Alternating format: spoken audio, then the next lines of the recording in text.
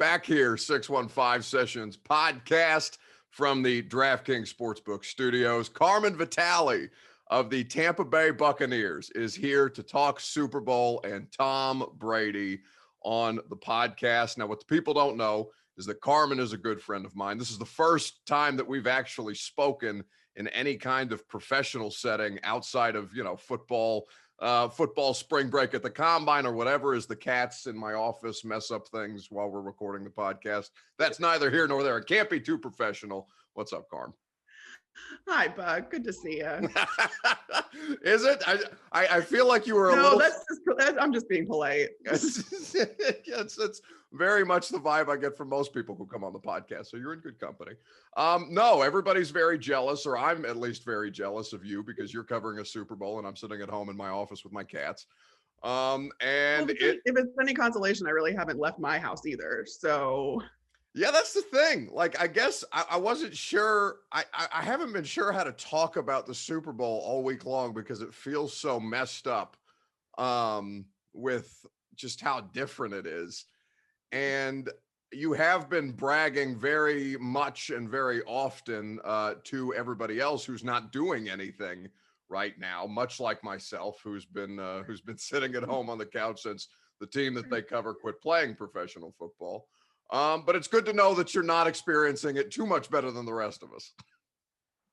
No, I'm pretty much just bragging to you because I know it's getting under your skin a little bit. But it bothers the shit out of me, Carm. It really does. Like it's deep in my soul. It's because I'm bored. Like there's plenty of stuff for me to do, like draft prep and all this other stuff that I'm supposed to care about in the off season. But I just I can't get myself through it just yet because everybody else is still getting to work like we would 3 weeks ago if the Titans hadn't pooped themselves. Well, that's what I keep telling myself is I'm like, listen, this beats the alternative of being Buck Reising, sitting at home with his cats, doing nothing, wallowing in self-pity. It's a lot of self-pity. Yeah. Okay. I'll quit with the self-pity. But there's a legitimately interesting dynamic here that I wanted to have you on to talk about, not necessarily about the game itself, although the game has many interesting angles. But Titans fans have been complaining largely since their season ended that had they secured Tom Brady on their favorite football team, that it would be them in the Super Bowl as opposed to the Kansas City Chiefs. It is instead the Buccaneers, where Tommy chose to land, whether that was by Mike Vrabel's scorn or otherwise. And, I just thought it'd be interesting to have you on to talk about this because it feels like, Carm, that you're in a much different spot, probably from both mentally, physically, everything else from the last time that your team played in Nashville with Jameis to now the greatest of all time. So what has the last year of your life been like outside of the pandemic with Tom and Gronk? Yeah, well, it was interesting, actually, the way Tom Brady described football the other day. And he had described obviously the physical, but then the mental and then the emotional side of it. And even when you're just a fan of this game, I feel like you go through all of these emotions, and especially covering a team and this being your livelihood. I mean, we're in a very unique position. You included anybody that covers a team that you are at the mercy of something that's outside of your control. So how this team does on the field directly impacts your job, Yep. But you don't have any control over that. So you just kind of have to hope for the best and make it work with whatever you're given. And being given the greatest quarterback of all time was this has been an experience that I'll never obviously forget, but it's given me, I've become much more calm with myself.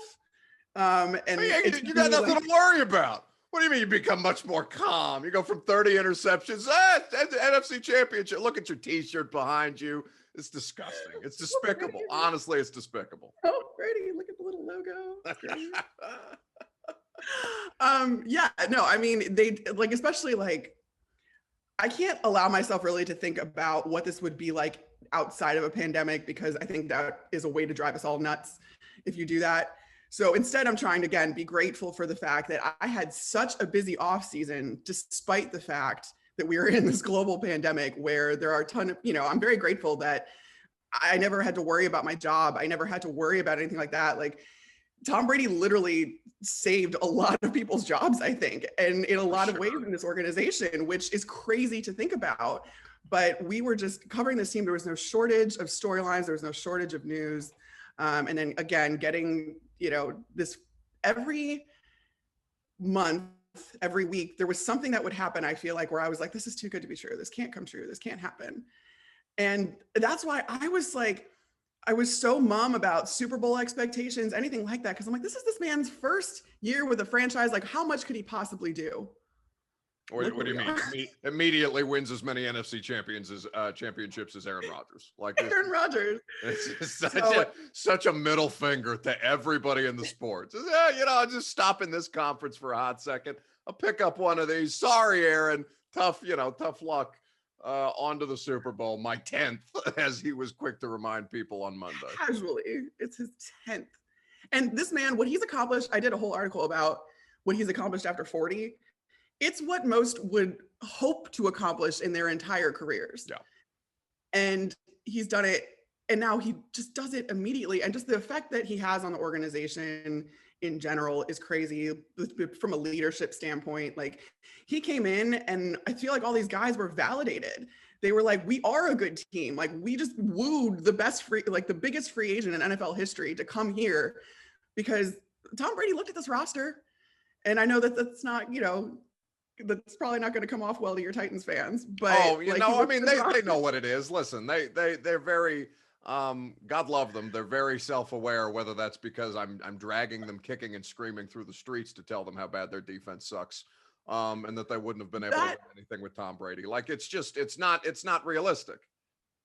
Well, and that was what was so key, I think, to this, because especially if you look towards Brady's earlier years, he had phenomenal defenses on the Patriots. And that kind of helped him. He only really had to be a game manager for a lot of those, those early years, despite the fact that he won 3 Super Bowls in his first 4 years or whatever it was.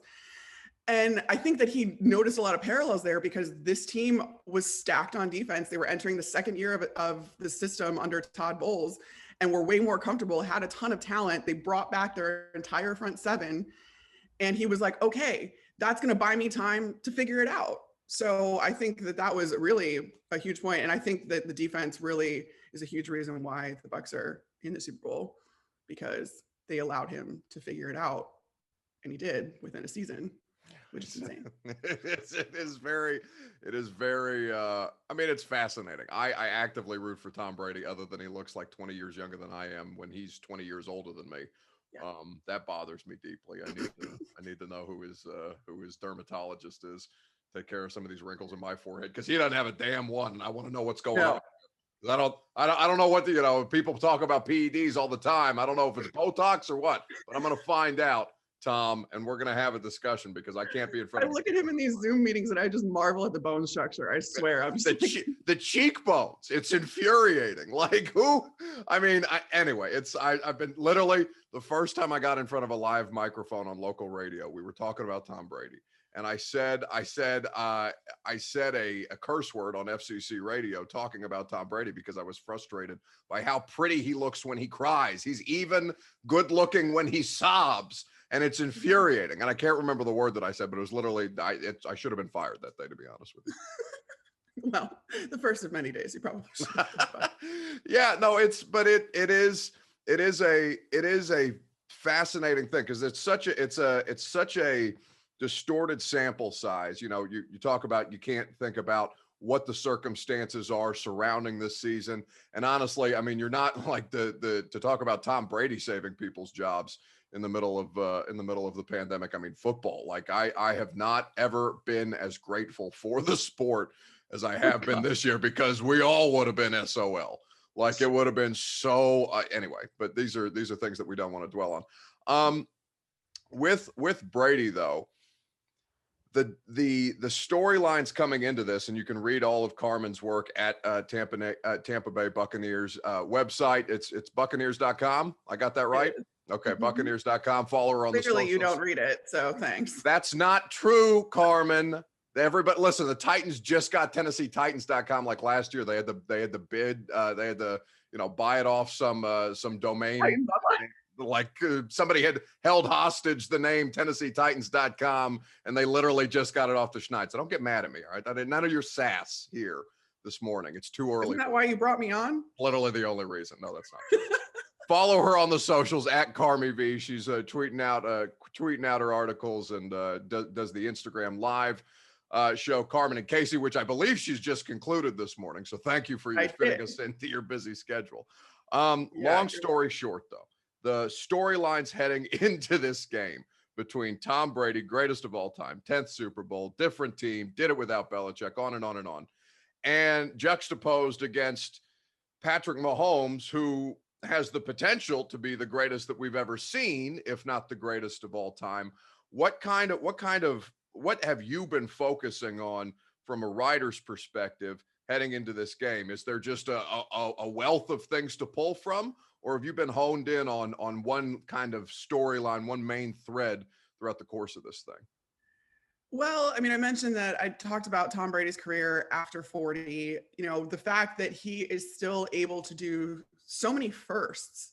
And I think that was, again, another big thing that drew him to Tampa Bay, is because he knew the opportunity was there where the Bucs or Tampa Bay was hosting a Super Bowl. He had the opportunity to do something no one's ever done before, and he did it. So I think I focus a little bit with him on that, just all the firsts that he's getting to experience. I mean, obviously, I'm not going to go so far as to say he's like a rookie, but this is his first year in this system, and it's drastically different from what he was used to for 2 decades in New England. So that's been really, I think, what I've honed in on, not only just like this week, but last week. But then with regards to the game, I mean, I think it's just two separate, they're just two separate guys that have bodies of work that are obviously extremely different. Patrick is still limited, given his sample size, but he's just such a different quarterback. And it's going to be interesting, I feel like, to see is this like bearing on where the league is going? Do you see, Patrick Mahomes is like the future and Brady is like the relic of what's left over, and like the whole passing the torch thing. But I don't want to really get either caught up with that either. Just, I want to enjoy 2 really, really good quarterbacks against each other. I know. And yeah, no, I think that's how everybody's looking at that. Because, largely we're just hoping that the Super Bowl's competitive. I think everybody's looking at Kansas City and the COVID barber and trying to figure out whether that's gonna, whether that's gonna have some kind of tangible effect on the game on Sunday. And honestly, whether that works to the Buccaneers' favor, because I feel like largely, at least the money in Vegas is largely on a Kansas City betting against Tom Brady, which you would never catch me doing. And it's not just because our friend Carmen works for the Buccaneers, but I would rather lose money betting on Tom Brady than bet against him and end up just losing my ass. Like that would hurt me so much worse. If I was to make an entertainment purposes only wager. Well, that's just crazy to me too, because you're right. Like Brady's been an underdog. This was the first time that he entered the playoffs as a wild card, which is nuts, but he's been doubted every step of the way. And I'm like, especially with the most complete team that he's probably had around him. And I'm like, why are there still, and granted, I'm in my own little bubble, really, like actually, because I really have legit bubble. A legit bubble. But like, I'm in this Tampa Bay bubble of, I hear from fans online and everyone saying like how much they think the Bucs are going to win. But then I look at the national scale and a lot of people aren't giving the Bucs a shot at this, which is crazy to me, because I'm like, you're literally giving Tom Brady the chip on his shoulder he needs. This man and Michael Jordan are the best at picking out things that, they want to take offense to and get motivation from that kind of stuff. So you're giving Brady fuel. And he's like the Hulk, man. It's like you wouldn't like him when he's angry.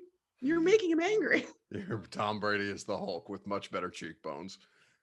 That's the analysis that we bring our friend Carmen Vitali on to talk about here from the Tampa Bay Buccaneers. No, well, one, do you feel any resentment for your colleagues around the league because you just dropped the greatest quarterback of all time into your lap and then you go to the Super Bowl? Like, are people being salty about that with you? Not as much as I would have expected. It's not more even my colleagues. It's been a testament of love for my family, because I feel like, especially my cousin, who I'm super close with, she's more like my sister. She's grown up she grew up a Dolphins fan. She's just hated Tom Brady with a passion. And she's like, I hope you realize how much I love you because I am rooting so hard for your team. You are the only person on this planet that could get me to root for this man. And she's like, and I'm still not happy about it. So it's been very interesting to have that. But what's even more interesting is how many fans from New England have followed him and Gronk down here. Like the influx of follows I got from Massachusetts and from Connecticut and all those states. And everyone's like, we just want Tom to be happy. And I'm like, with what other player does that kind of sentiment exist? Well, also their football team sucks. And let's not just gloss over the fact that Carmen's in here bragging about how many more followers she got than Tom Brady. Because it's not this. No, Buck is just salty that I have more followers than him now. Yeah, because of Tom Brady. It's cheating. It's straight up cheating. Like that's 100%. All this is the kind of this is the resentment I'm talking about from your peers. I resent you. You're the only one that resents me for it. Damn right. 100%. What are you sending me messages? Check your follower count. Check mine. You know. Actually, I didn't even do that. I had our good friend Kimberly. Yeah, who was all too happy to do that. That's a podcast for another day. I just dropped the information in her lap and I said, "Do with this what you will." And my girl, we will have it. Once both of us are out of football entirely, we will have a Kim Smith podcast. God help us all. No, Carmen is here because she has expertise, because she follows the Tampa Bay Buccaneers on a day-to-day basis. So if the Tampa Bay Buccaneers are to pull this off successly, Carmen, how are they going to do it? Yeah. So that was heard such a what was that groan? Well, it's not good. It's a tall task. I'm admitting. I mean, this is the number one offense in the league, and Patrick Mahomes just embarrasses people. Like you could have the perfect play call, and he just backpedals his way out, plays backyard football somehow. Like I saw it so many times in week 12 where I was like, you know that he can do this, but then you see it and you're like, I really thought that play was over. Yeah. I really thought that was going to be an incompletion. And then he makes it happen. So you're going to try and have to contain him in some way, shape, or form, but you can't blitz him because this man has a 68.4% completion rate against the blitz. Like this man is better when there is 5 or more guys coming at him, which is just insane. So I really think that the trench battle is going to be really key in this, especially because Kansas City has, the shuffling around on their offensive line. They have injuries. They have guys out of position. And the Bucs have gotten Vita Vea back. So you got a guy that is just a human. I don't even know what he is. He eats up blockers for breakfast. And I love him so much for it. And he was effective even in this Packers game where after a 15-week absence, he played 46% of the team's defensive snaps. He's been taken off the injury report entirely. So you have to think he's full tilt. He's next to Ndamukong Suh. And if you can eat up those guys in the middle, that's going to leave JPP and Shaq Barrett free in these one-on-one situations with some guys that are out of position. So that's your hope at getting at Mahomes is that 4-man pressure or to get pressure with 4 men.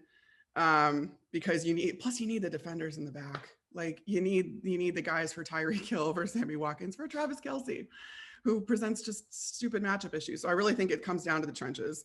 Yeah. You've had such a calm football season, such a relaxed football season from your previous iterations. And now you get the most it's not like it's been matchup calm, but it was definitely less up and down than the last year. I don't feel the need to hold my breath when the offense is on the field anymore. Oh, but how much fun it was. Carmen Vitali of the Tampa Bay Buccaneers. You can read her at buccaneers.com. So there will be no more iterations of the Carmen and Casey show after this, correct? This was the last one? No, there will. We do it weekly. It will just be back to our normal time on Thursdays at 10 a.m. instead of Thursdays at 9:30 a.m., which is what we did for the playoffs. So, and you can keep tabs on that if you so choose by following her at Carmi V, where she now has more followers than I do, which is deeply depressing for a great many reasons. Carmen, I'm very happy that you're enjoying yourself. We appreciate you taking some time away from your busy Super Bowl Zoom schedule to hang out here on the podcast.